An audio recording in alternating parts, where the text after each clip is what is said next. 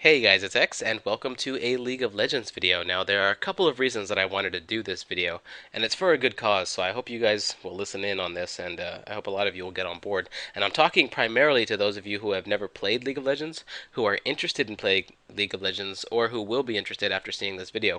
You guys are the ones I'm talking primarily to. But primarily, I just wanted to play this game because I felt like playing it again. I played it last year, and I've recently come back to it, and I'm having a blast with it. But secondly,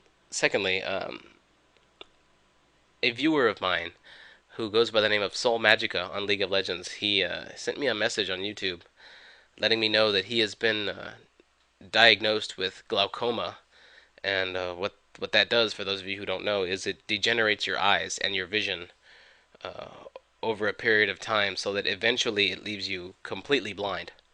And this happens within a year or two, usually. Um, so what he's doing all of the things that he loves that require his eyesight, which are a lot of things, obviously. I mean, imagine all the things that you love that require your eyesight. So he's doing all the things that he loves while he has his eyesight before his life changes forever. And you have my condolences, Soul Magica.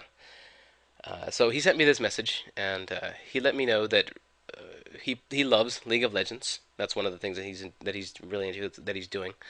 And Riot Games, who publishes League of Legends, they're the creators of League of Legends as well. They uh, they have a referral program, and every player gets a referral link to refer other players to the game. And if any player refers a lot of people, like 10,000 people, that player will be flown out to the League of Legends offices, to Riot Games offices, and they'll be able to design a champion of their own. Uh, and that's something he would like to do. He would like to leave his mark in one of his favorite games before he can no longer play it anymore. So I have put his referral link in the video description. If you are interested in playing League of Legends, please, please, please use that link. League of Legends costs nothing to play. In order for it to count, you have to use his referral link, and you have to play to level 5, just so you guys know. Um, but yeah, I'm going to show you a video on about League of Legends, a game that I played. So I hope you guys will enjoy it, and I hope it'll get you interested enough in playing so that you can help Soul Magica out. So anyway, let's go ahead and get into the game. Alright, so when you first start off, you start off near a shop, and you can click on the shopkeep, and you can buy an item for your character, or however many items your 475 gold will let you start off with. And I prefer to start off with a Makey pendant, and you can see here it builds up to a bigger item, and that's one of the things that you can do in this game. I also buy 2 mana potions to start out. And your build depends a lot on how you plan on playing your character, like what strategy you plan on undertaking. Welcome to Summoner's Rift. And I'm actually going the middle lane here. Let me go ahead and explain the basics of the game. You have 2 nexuses, or is that nexi? I don't know. Each team, shut up, Pantheon. Each team has a nexus on either side of the map. They are here and here. This one is ours, the one in the blue lower left, and the one in the top right over here is the enemy's nexus. Your goal is to get through one of these 3 lanes that you can see if you look at the mini map in the lower right. That's where I'm explaining all this. 30 Is to seconds until minions spawn. Your goal is to get through one of these 3 lanes, or all of these 3 lanes, by destroying the 3 turrets in each of the lanes and reaching the enemy nexus and destroying the nexus. That's how you win the game, or you force your opponent to surrender, just like in StarCraft. If there's a point where they know they're going to lose and they can't come back, the enemy team can surrender, and you can win the game that way as well. Alright, for more experienced players, you will notice that I am in the, and I think minions are about to spawn, so I should just shut up for a second. Minions have spawned. There we go. Alright, I don't like to talk over the voices in the game. But yeah, more experienced players, you'll notice that yes, I am Pantheon, and yes, I am in the middle lane. And you'll also notice that we have a Rise on our team, and Rise would be the better bet for that purpose. But Rise was actually in Ventrilo with one of his friends, and they wanted to lane together. So that left... obviously not Warwick. Warwick is not going to go middle lane. That left me or Gangplank to take the middle lane, and Gangplank didn't want to. So I'm taking the middle lane, and I have done this before as Pantheon. Actually, Pantheon is a pretty strong character for the middle lane if you play him right. I'm going up against an Ezreal here. Ezreal is a caster type character. All of his abilities are skill shot based. He has to aim them manually. Now, I know this, and that gives me a definite advantage because I know personally that I am quite good at dodging skill shots. See right there, I just dodged a very good one. So my goal here is, and the reason I picked a bunch of mana items as Pantheon instead of going for attack power first. See, my character is a melee type character, and he thrives on mana and mostly attack power because he's melee. But instead of buying attack power items, I bought mana items because my one ranged attack is actually very mana efficient, and you usually want to have a ranged character in the middle lane, not a melee character. But Pantheon can serve as a fair range character if you get him mana items, because his mana runs out very slowly. And you can see here I'm using my ranged attack to pick off minions, and I'm using my ranged attack to keep Ezreal back, to put him on the defensive while dodging his skill shots. And the way you do that is you always want to run at a perpendicular angle towards your skill shot, towards Ezreal. Well, not towards him, but perpendicular angle towards him. I'm getting caught up on my own words here. And you can see here I'm putting him on the defensive by continually hitting him with the spear shot, but I make a mistake and I attack him when I have no minions of my own around, and there are nothing but minions of his all around him. So I actually am punished quite severely for that. I'm very low on health. At this stage in the game, it's crucial that you don't return to town yet. You don't, and a turret takes out one of our allies, but First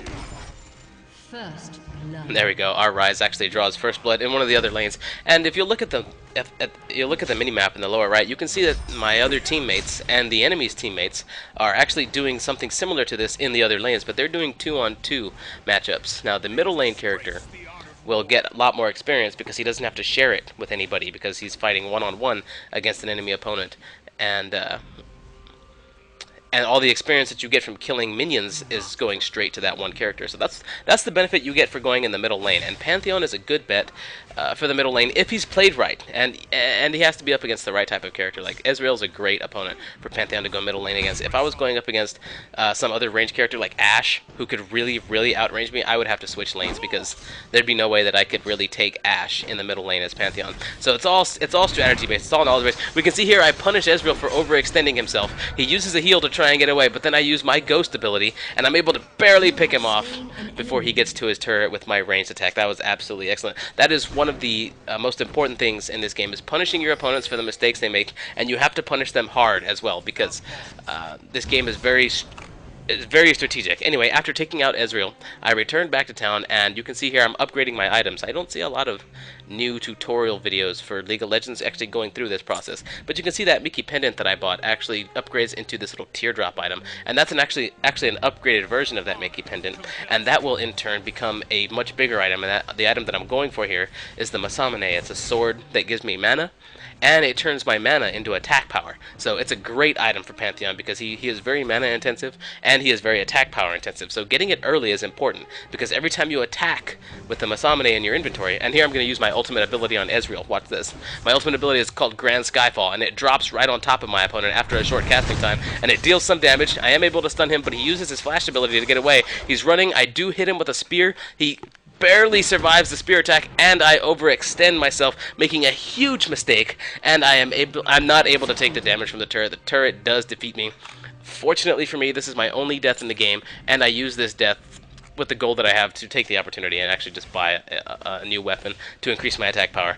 A little later, I do come into the game. I do come back into the middle lane, try and get some revenge here. You can see I'm still pushing Ezreal back, even though I have suffered a death. But he does overextend yet again, and I'm able to punish him using my Ghost ability and my Heartseeker Strike. I do tower dive him again. I don't learn my lesson, apparently, but I knew I could get him this time. I knew I had the health to do it. My Aegis of Zidonia's shield was up, so I was able to block one of the turret's attacks, and that's what actually helped me survive. And you can see my teammates are actually absolutely ravaging the enemy team in the other lanes as well. Alright, so shortly after taking down Ezreal, and after my team wins several fights in the other lanes, I do return home to fully upgrade the Masamune. You can see I've fully upgraded it. Now that that's done, I can pick up my Boots of Speed, and this will allow me to run faster on the battlefield, and you can see that too upgrades into something bigger when combined with another item. So the combination system in this game is actually very intricate, and there's a lot of customization for your character. Now you can see here I see Warwick is low on health and he's retreating.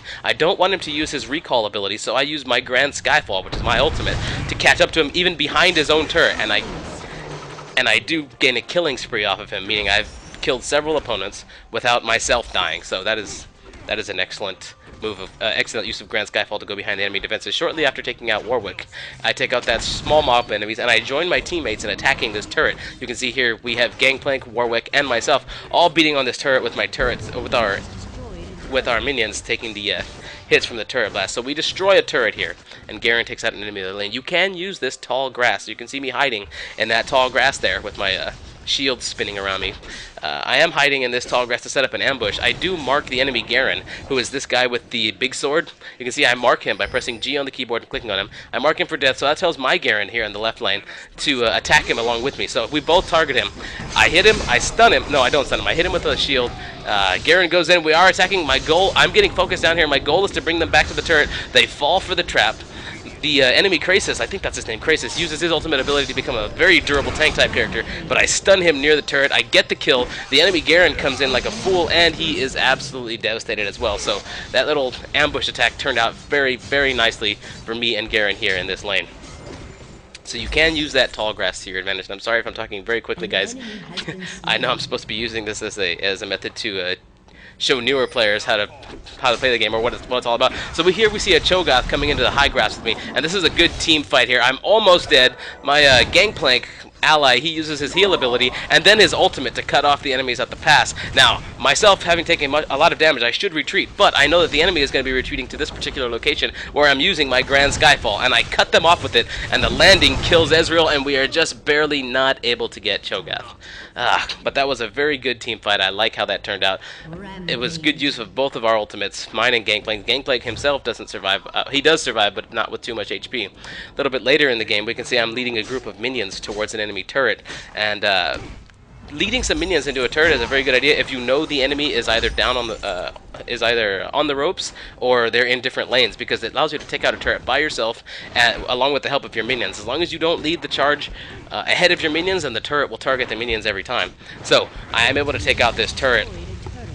And I'm always looking at other parts of the map. I'm hardly ever looking at myself if it's not necessary. And here I see that Garen is waiting by his turret for defense, and I'm going to use my Grand Skyfall ability to force him into the enemies. See, here we go. He can't retreat now. He has to attack my guys, or he has to die. And I do get him with a following strike. That was kind of a kill steal on my part. I didn't mean to actually steal the kill. I was just trying to force Garen towards my friends so that he couldn't hide from the protection of his turret. Having destroyed that turret, the enemy does surrender. The enemy surrenders, and we can see that their nexus explode. Victory! Wow, that was actually very intense. That was difficult to commentate. But yes, we do take the victory, and I'm going to go ahead and put the score screen up here in just a moment.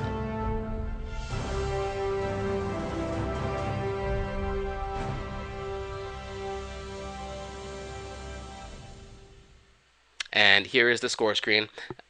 Here we can see that nobody actually dropped from the game. Nobody left. Everyone was actually, everyone stayed, and that's kind of rare. You don't always see that, but yeah, everyone did stay in the game, even on the enemy team. So that's pretty good.